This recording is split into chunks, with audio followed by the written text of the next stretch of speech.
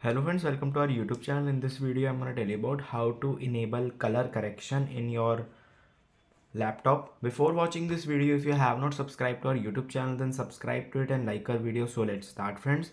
First, you have to open your settings. Here it is. And you have to just tap on here and you will see here it is accessibility.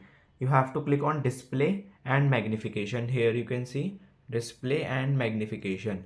You have to just tap on here and you will see here it is the color correction.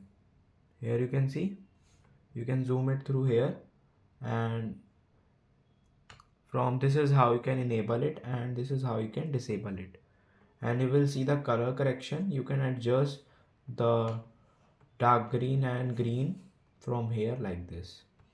I hope you like this video. If you like this video, then subscribe to our YouTube channel for more helpful tips and tricks videos. See you next time.